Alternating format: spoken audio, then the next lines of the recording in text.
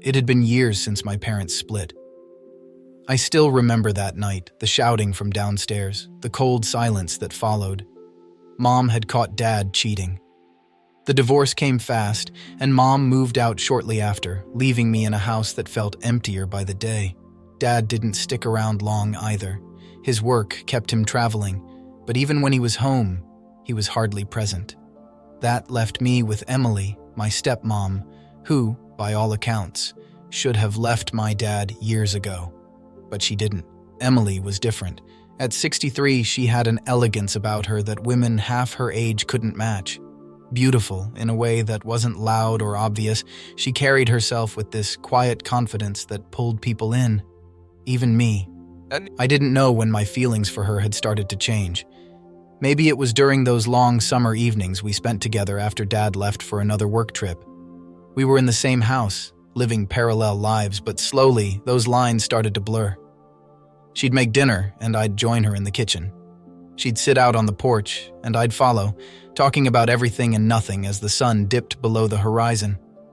It was easy to talk to her, easier than anyone I'd ever known. This summer, though, something shifted. I couldn't stop noticing the way she smiled at me, the way her laughter made my chest tighten. And then there was the way she looked, how stunning she still was, even in her 60s. It wasn't just that she was attractive.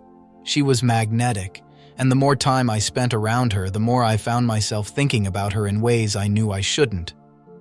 One evening, we were sitting together in the living room. The heat of the day had finally lifted, and the windows were open, letting in the warm summer breeze. She was on the couch, a book in her hands, her reading glasses perched on the end of her nose. I sat across from her, pretending to be interested in whatever was on TV. "You've been quiet lately," she said without looking up from her book. Her voice had that softness to it, like she knew I was carrying something but didn't want to push. I swallowed, unsure of how to respond. She wasn't wrong. I had been quiet. I didn't know how to talk to her about what I was feeling. How could I? She was my stepmom. She'd been in my life for as long as I could remember. These weren't thoughts I was supposed to have. "I guess I've just had a lot on my mind," I said, avoiding her gaze. She finally looked up, her eyes locking onto mine. "Anything you want to talk about?" I shook my head. No, there was nothing I could say. Not out loud, at least. But she kept looking at me, and suddenly, the room felt smaller, the air heavier. I shifted in my seat, trying to shake the tension that was building between us. I could not help but notice her bosom, her voluptuous figure even more noticeable in her tight blouse. I so wanted to touch her. "You know you can talk to me, right?" she said, her voice gentler now. She smiled, a small, knowing smile that made my heart race. It was the kind of smile that made me wonder if she already knew. I nodded, but the words wouldn't come. Instead, I stood up, mumbling something about needing some air before heading outside. As I stepped into the yard, the cool breeze hit my skin, but it did little to calm me down. I leaned against the porch railing, staring out at the stars. My mind was racing, torn between what I knew was right and this pull I felt toward her. I was confused by how I could feel so drawn to someone I wasn't supposed to, someone my father had brought into my life. But as much as I tried to ignore it, I couldn't stop thinking about her. She made me feel something in my body, an urge to hold her tight or be held tightly by her. But she was my stepmom, and no matter how charming or beautiful she was, I couldn't let myself go there. One day, I was sitting in the backyard, staring out at the lake. The sun was setting, casting a golden glow over the water, but all I could think about was how messed up everything had become. Claire had left about an hour ago. It wasn't our first fight, but it felt like it might be our last. She was 19, impulsive, and still figuring herself out, while I wasn't exactly sure where I stood either. But I knew enough to realize that we were on different wavelengths. She wanted excitement, spontaneity, things that didn't seem to matter to me anymore. "I don't get you, Jake," she had said, her voice full of frustration. "One minute you're all over me, and the next it's like I don't even exist." I didn't know how to explain it to her. I wanted to care the way she wanted me to, but everything felt wrong. There was no depth between us. It was all surface level, and every time I tried to connect with her emotionally, she'd brush it off, eager to move on to the next thrill. It wasn't her fault, I reminded myself. She was just young. But that was the problem, wasn't it? She was inexperienced, emotionally and physically, and it was starting to show. Her immaturity made it harder for me to feel anything meaningful. She didn't understand what I needed, and truth be told, I didn't even know how to tell her. I was upset with myself too. I had been distant, more than I wanted to admit, and I knew why. It wasn't fair to her, not when my mind kept drifting back to Emily, my stepmom. Sitting there, I couldn't stop the memories from flooding in.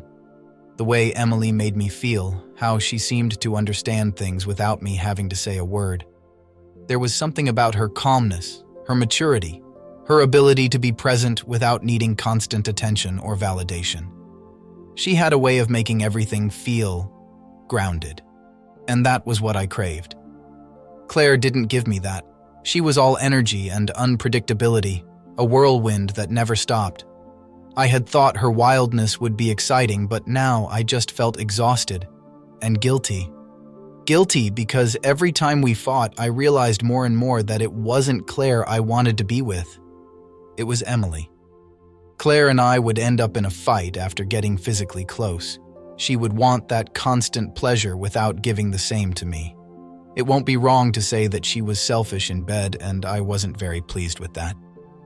I leaned back in the chair, closing my eyes as the breeze picked up. Emily was inside, probably reading or fixing something in the kitchen. Dad was away again, traveling for work like he always did. That left the two of us alone most of the time, and the more time I spent with her, the harder it became to ignore what was happening. I had a girlfriend. I should have been focused on that, but here I was, thinking about my 63-year-old stepmother instead. Emily wasn't like Claire. She wasn't impulsive or reckless. She had lived a life, seen things, done things that I couldn't even begin to imagine. That experience, that wisdom, it drew me in. With her, I didn't feel like I had to pretend. I didn't have to perform or impress. She made me feel understood in a way Claire never could. But it wasn't just about understanding. It was more than that. I was attracted to her too, and that scared me. I couldn't explain it, even to myself. She was my dad's wife. The thought alone should have made me feel sick, but it didn't. Instead, it left me wanting more. It became even more complicated that day. The rain had started out of nowhere, the sky opening up and pouring down in sheets. I stood by the window, watching it hammer against the glass, the sound rhythmic and oddly calming. Dad had left earlier that day, off on another business trip, leaving me alone with the house to myself. Or so I thought.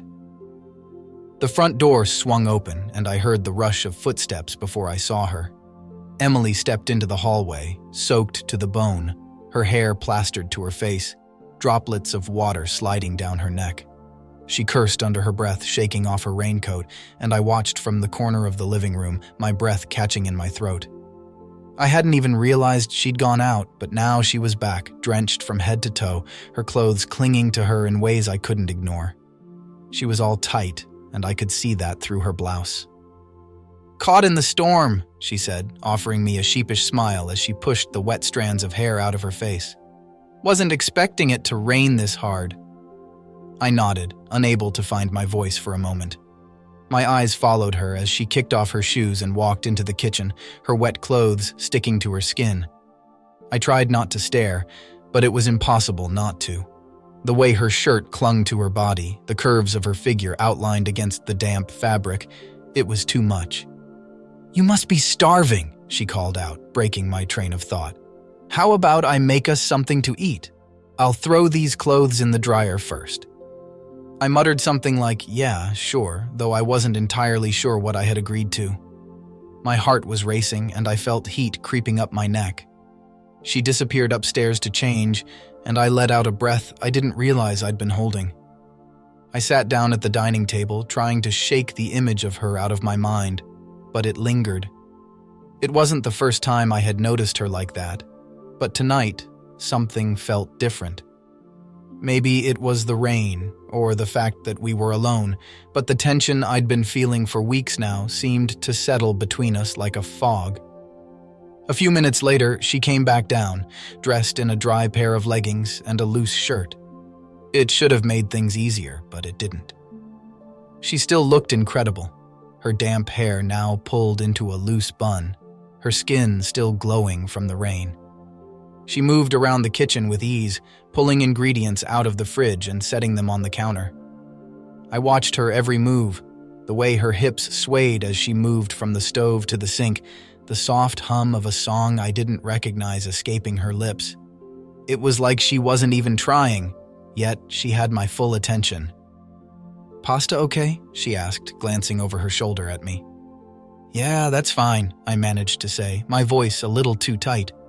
I shifted in my chair, trying to focus on anything but her. But the more I tried not to look, the harder it became to tear my eyes away. She was so different from anyone I'd ever been with. So composed, so sure of herself. Even in the simplest of tasks like cooking dinner, she exuded this effortless grace. She caught me staring at one point, and for a second I thought she might say something. But instead she just smiled, that soft, knowing smile that sent a shiver down my spine. "Rain's really coming down," she said, breaking the silence as she stirred the pot on the stove. "Looks like it's going to last all night." I nodded, swallowing hard. My mouth felt dry and my thoughts were a tangled mess. What was I doing? Why couldn't I stop thinking about her like this? She set the plates on the table and sat across from me. The smell of garlic and herbs filled the room, but I could barely taste the food. My mind was too wrapped up in her, how close she was, how easy it would be to reach out and touch her hand. We ate in silence for a while, the sound of the rain filling the space between us. I wanted to say something, to break the tension that hung in the air, but I didn't know how. She seemed so at ease, as if nothing unusual was happening. But for me, every second that passed felt like the air was getting thicker, like I was being pulled into something I wasn't ready for. After dinner, she stood up to clear the plates, and I couldn't help myself.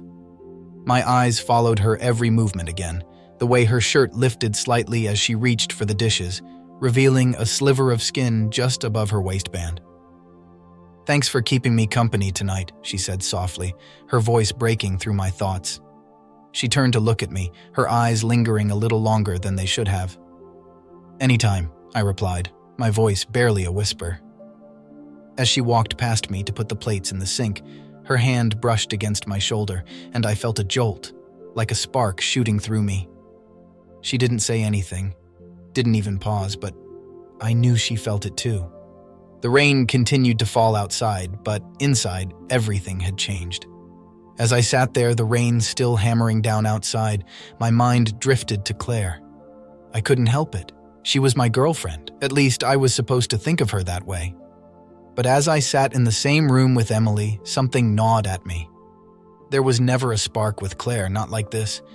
Sure, Claire was sweet, fun even. She was always so full of energy, eager to try new things, always pulling me into some impulsive adventure. But there was something missing between us, something I couldn't quite name at first. I had convinced myself it was just a phase, that we needed more time to figure each other out.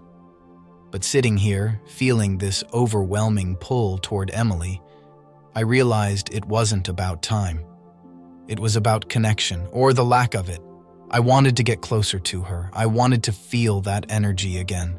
The way my heart raced when she smiled at me, the way my skin tingled when her hand brushed against mine, even by accident. With her, I felt alive, more aware of myself than I ever did with Claire. I glanced over at Emily as she stood at the sink, her back to me, and felt a tightness in my chest. I couldn't deny it anymore. The spark I had been searching for, the one I never found with Claire, was here, in this house, in this moment. and it wasn't going away. I wanted her. I wanted to get closer to her, closer than I ever thought possible. But what scared me most was that I didn't know how to stop. I wanted a pack of cigarettes. I knew it would be in my father's room. I went inside, and while I was searching the drawers, I got a set of letters. The letters were from Emily to my father. They were all seductive and passionate. She explained to him every inch of her body and how her body missed his touch. She described in words how even thinking about him made her feel something down there. The letters were from the time when my parents were married, and that was the empirical evidence of my father cheating on my mother. Maybe this was how she caught him. There was a mixed feeling. I was enraged as well as turned on. I felt bad for my mother, but imagining Emily along with the description made me want to get pleasure. I could feel it there. I had never felt such a confusing mix of emotions before. Anger, desire, frustration, all of it boiled inside me as I sat in my room thinking about my father.